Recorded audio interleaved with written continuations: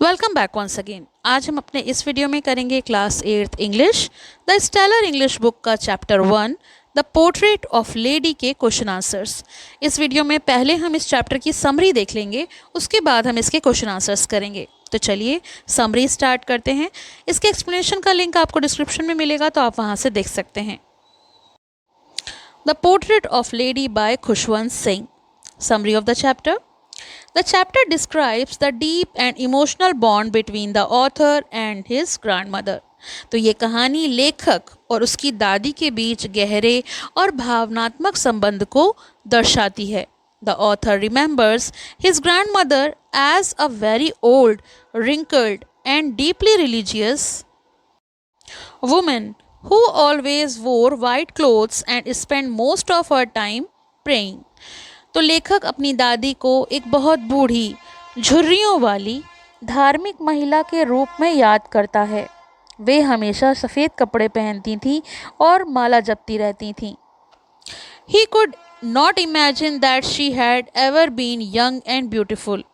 लेखक को कभी विश्वास ही नहीं होता है कि उनकी दादी कभी जवान भी रही होंगी, क्योंकि जब से उन्होंने उनको देखा है तब से वो वैसी ही हैं। In the village, the grandmother took great care of him. गांव में दादी ने उनकी काफ़ी देखभाल की। She woke him up, got him ready for school and accompanied him.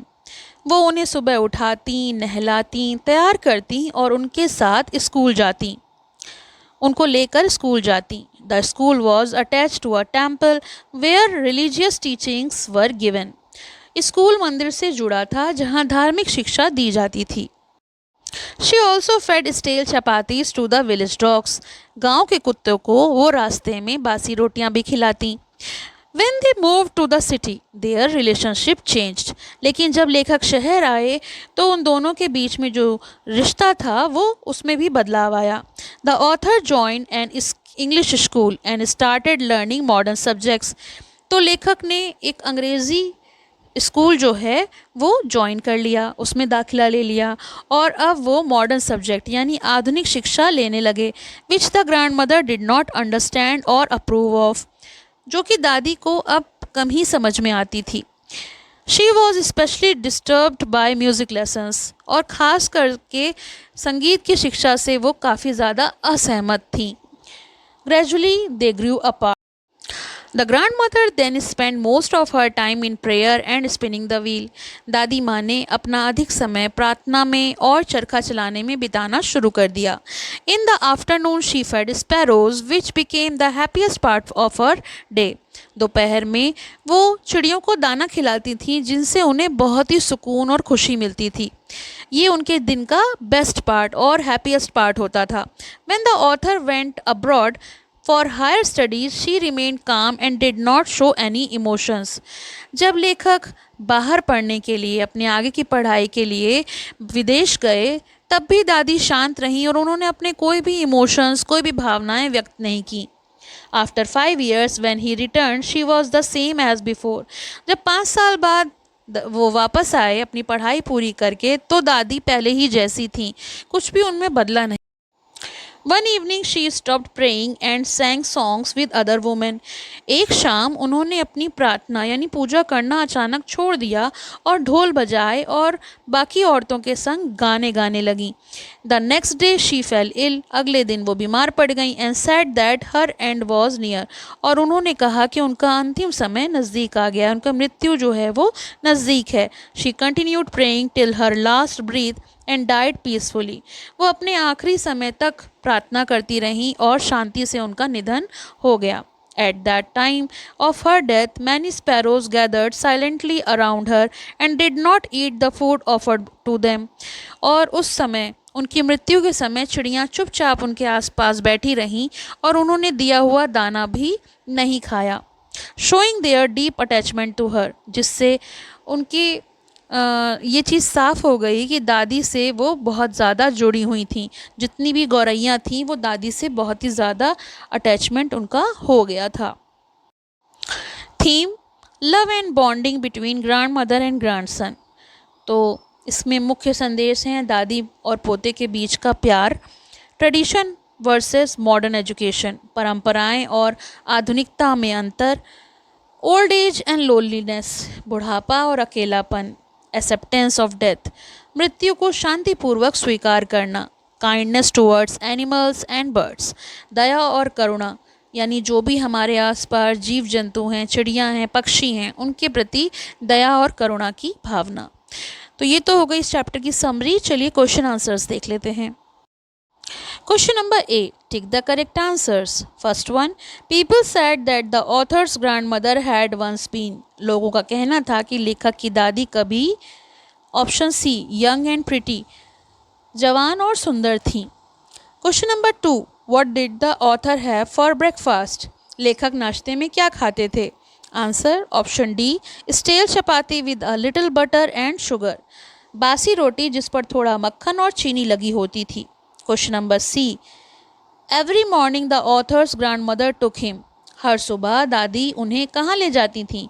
Option A, school, school ले जाती थी। Question number 4. She carried stale chapatis along with her. वह अपने साथ बासी रोटियां क्यों लेकर जाती थीं? Option A, for the village dogs, गांव के कुत्तों के लिए।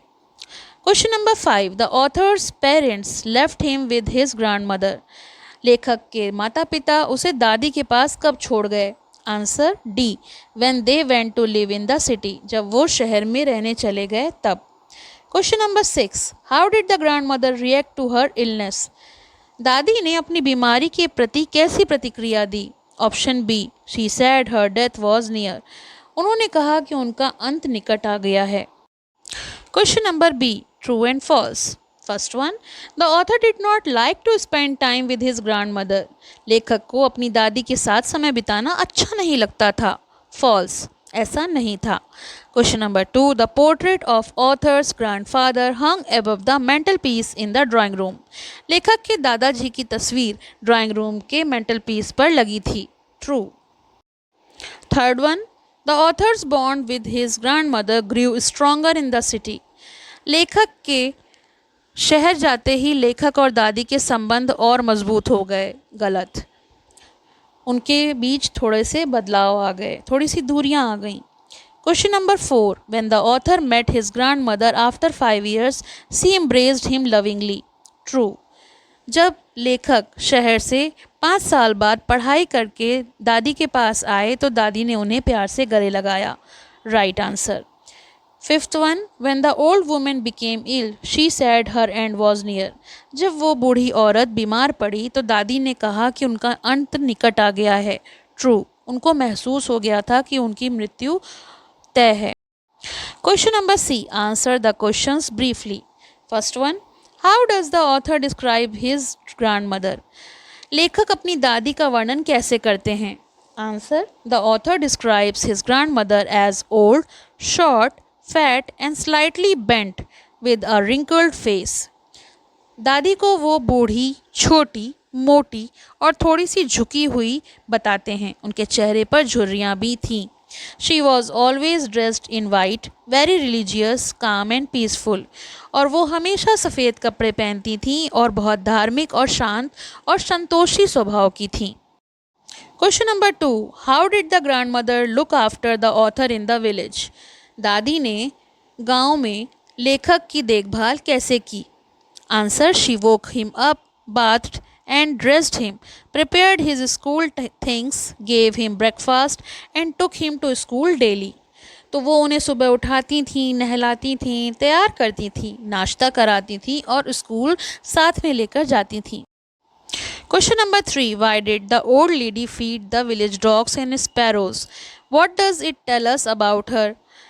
दादी कुत्तों और चिड़ियों को खाना क्यों खिलाती थीं? इससे क्या पता चलता है? Answer.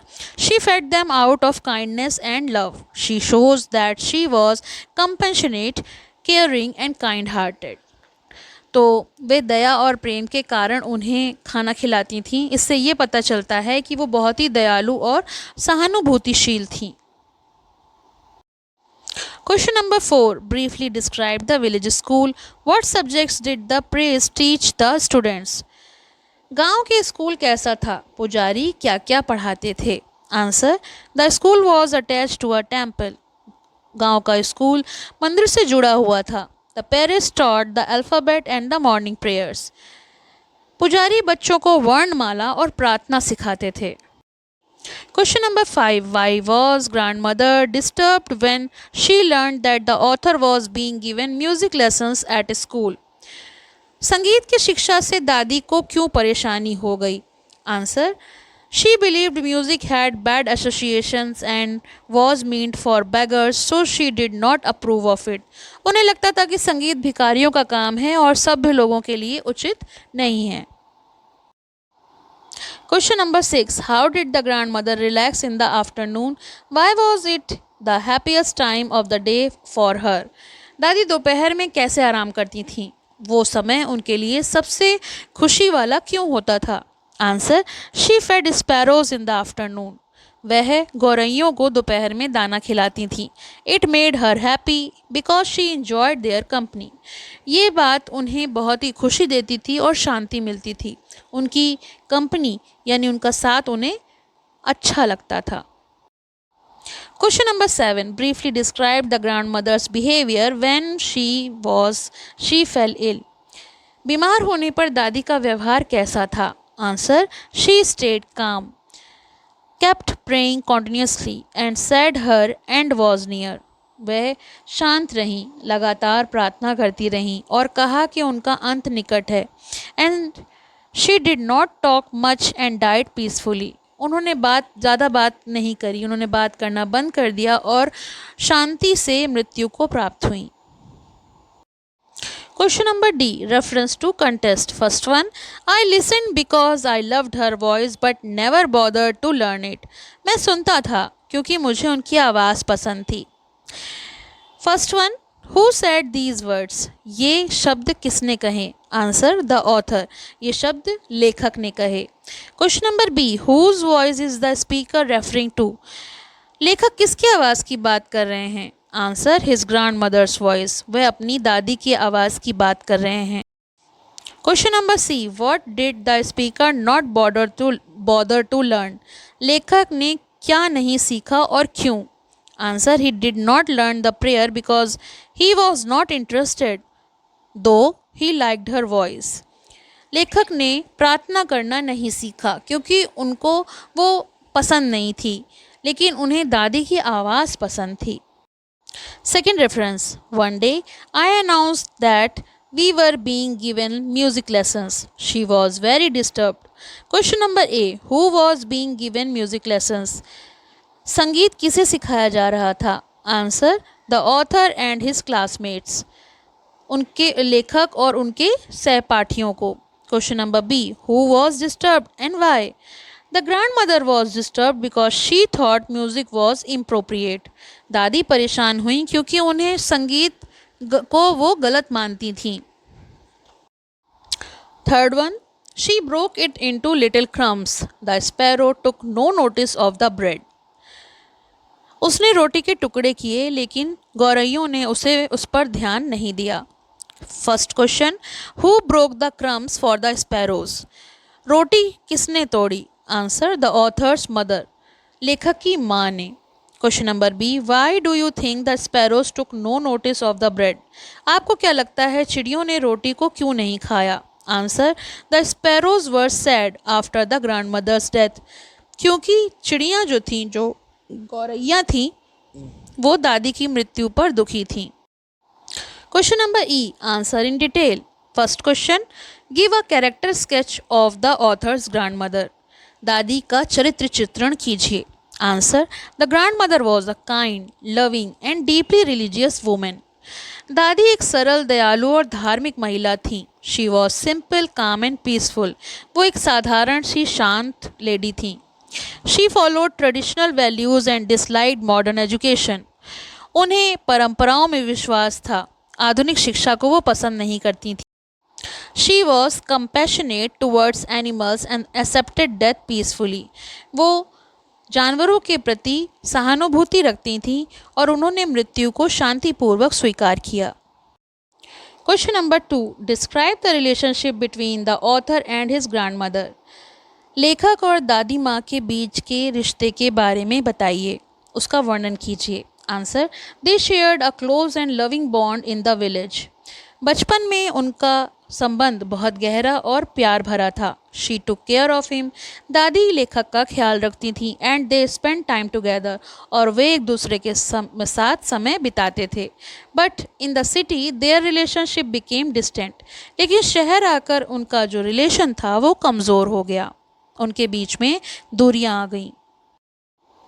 Question number 3. How did the grandmother's behavior change in the city? Why it is a turning point? शहर में दादी का व्यवहार क्यों बदल गया और ये एक टर्निंग पॉइंट क्यों था? Answer, she stopped going to school with him and could not understand his studies. उन्होंने स्कूल जाना छोड़ दिया क्योंकि लेखक अब बस से स्कूल जाने लगे और बातें भी कम करने लगीं क्योंकि उन्हें उनकी पढ़ाई समझ में नहीं आ सकी। देयर इंट्रैक्शन रिड्यूस, उनका इंट्रैक्शन जो था वो भी कम हो गया। And it is a turning point because their bond weakened, और ये टर्निंग पॉइंट इसलिए था क्योंकि उनके बीच में जो संबंध थे वो कमज़ोर हो गए थे। Question number 4. What were the grandmother's view on education? What were her concern? दादी के शिक्षा के बारे में क्या विचार थे? Answer, she believed in religious education and disliked English education. वे धार्मिक शिक्षा को महत्व देती थीं और अंग्रेजी शिक्षा को वो पसंद नहीं करती थीं। She was concerned that children were not being taught about God and scriptures. और उन्हें पसंद नहीं था और उन्हें चिंता भी थी कि बच्चों को भगवान के बारे में और ग्रंथों के बारे में नहीं सिखाया जा रहा है। Question number 5. What aspects of old age are highlighted in the story? कहानी में बुढ़ापे के कौन कौन से पहलू दिखाए गए हैं? Answer, physical weakness, loneliness, religious devotion, acceptance of death and emotional strength. शारीरिक कमजोरी, अकेलापन, धार्मिकता, मृत्यु को स्वीकार करना और मानसिक दृढ़ता को इस कहानी में दिखाया गया है। थिंक एंड आंसर, सोचो और विचार करके उत्तर दो। Question number 1. What is the generation gap? Why does it exist? Generation gap का क्या अर्थ है और ये क्यों होता है? Answer, a generation gap is the difference in thinking and values between older and younger people. Generation gap का अर्थ होता है पुरानी और नई पीढ़ी के विचारों में अंतर। जो बात एक पीढ़ी समझती है वो आने वाली पीढ़ी नहीं समझ पाती। It exist due to changes in time, lifestyle, technology and education. और ये बदलाव समय, तकनीकी, जीवन शैली और शिक्षा में बदलाव के कारण होता है। तो ये तो हमने किया इस चैप्टर के क्वेश्चन आंसर्स और समरी। आई होप आपके लिए ये वीडियो हेल्पफुल होगा। इसके एक्सप्लेनेशन का लिंक आपको डिस्क्रिप्शन में मिलेगा, तो आप वहाँ से देख सकते हैं। साथ ही साथ इस बुक की प्लेलिस्ट लिंक भी मिल जाएगी, जिससे आप बाकी चैप्टर्स को भी देख सकते हैं। Thank you for watching. Have a nice day. पसंद आया हो तो लाइक करें, शेयर करें और चैनल को सब्सक्राइब करें।